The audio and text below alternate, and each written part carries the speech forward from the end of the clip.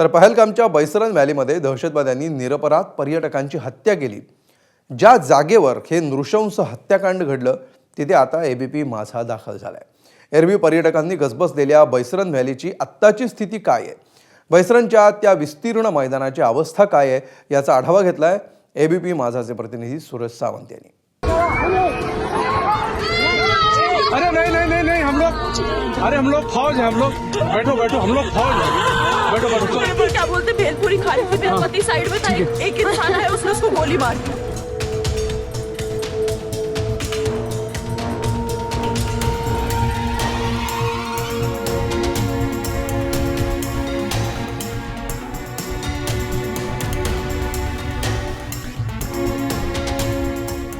पहलगामच्या बैसनर व्हॅलीतनं आपण आता त्या साईडला पोहोचतोय ज्या ठिकाणी हा हल्ला झाला। या हल्ल्याच्या वेळीची जी वाट आहे ही किती कठीण आहे ते आपण पाहू शकतो। जवळपास आम्ही अर्ध्या तासाचं अंतर कापून वरती आलेलो आहे। याच दगडांच्या रांगांमधनं दररोज एक खेचरसह काही पर्यटक येत असतात। यासाठी दुसरा देखील एक मार्ग आहे, तो म्हणजे पलीकडनं आहे, ज्याची 7 किलोमीटर असं अंतर आहे आणि हे जवळपास 3 ते 4 किलोमीटर अंतर आहे। मात्र प्रवास हा इतकाच खडतर आहे।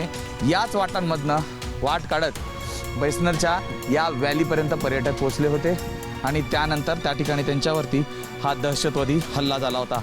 या हल्ल्यात महाराष्ट्राच्या 6 जणांचा मृत्यू झाला, तर टोटल 27 जणांचा ह्यामध्ये मृत्यू झालेला आहे। आपण पाहतोय की ही वाट किती खडतर आणि कठीण आहे, त्यामुळे प्रत्येक पाऊल हे खूप महत्त्वाचं आहे या ठिकाणी येताना।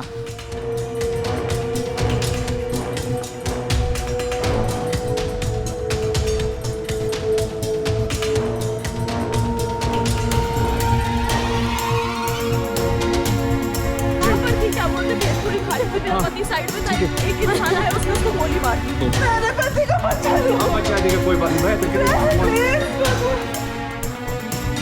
पहलगामच्या बैसनेर येथे ज्या ठिकाणी हा दहशतवादी हल्ला झाला त्या ठिकाणी आज आम्ही या ठिकाणी पोहोचू शकलोय।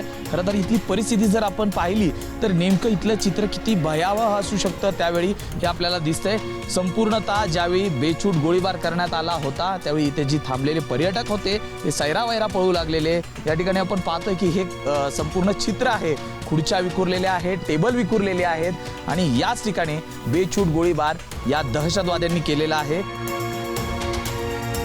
डोंबिवलीचे लेले कुटुंबीय होते ते या ठिकाणी भेळ खात असताना त्यांच्यावरती झालेला जो हल्ला होता तो याच ठिकाणी झाला असल्याचं देखील सांगितलं जात आहे। तर दुसरा म्हणजे या हल्ल्यात जो एका महिलेचा तिच्या पतीच्या मृतदेहा बाजूला ती बसलेली आहे, तो जी जागा आहे ती या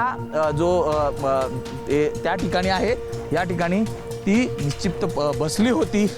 संपूर्ण जो प्रकार होता हा आपण कल्पना करू इच्छित नाही। या ठिकाणी आम्ही पोहोचल्यानंतर आम्हाला ही दृश्य दिसत आहेत, ती खरंच अंगावरती काटा येणारी आहेत।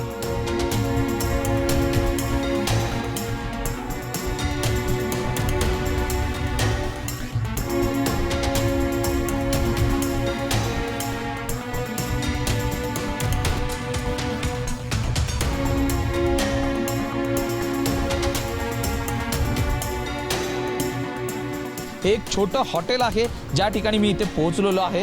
इथूनच संपूर्ण जे जेवण असेल किंवा पर्यटकांना जी गोष्टी हव्या असतात त्या बनवून दिल्या जातात। मात्र सध्या ही दृश्य पाहतोय की हल्ल्यानंतर जी परिस्थिती आहे, जे गोष्टी इथे तशाच्या तशा टाकून लोक पळालेली आहेत। यामुळेच इथलं जे हल्ला झाला त्यानंतरची जी परिस्थिती आहे ती किती भयावह होती हेच या दृश्यांमधून आपल्याला पाहायला मिळतंय।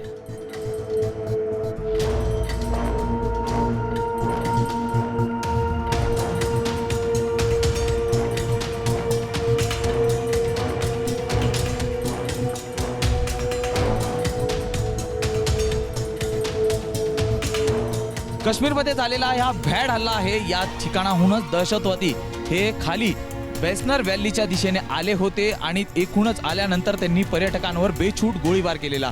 या बेछूट गोळीबारामध्ये 27 जणांचा मृत्यू झाला. त्यामुळे ही ती दृश्य आहेत.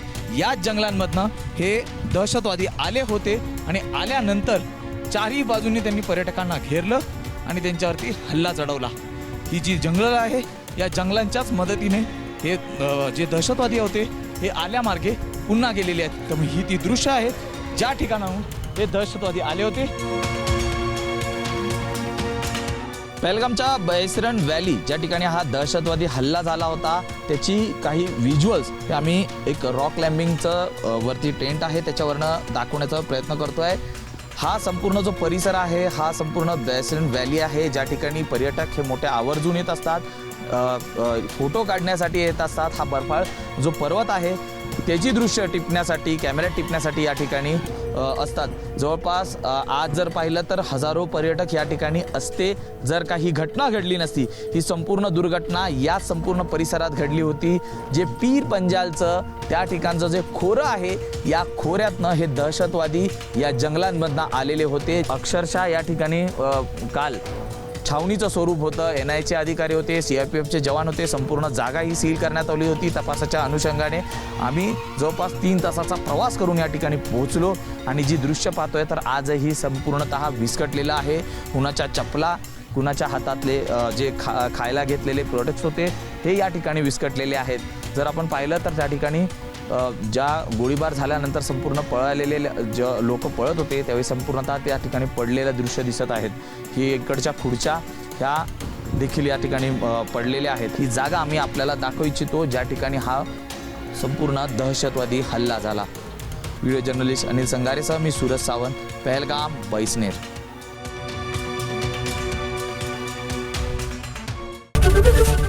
ABP माझा, उघडा डोळे बघा नीट.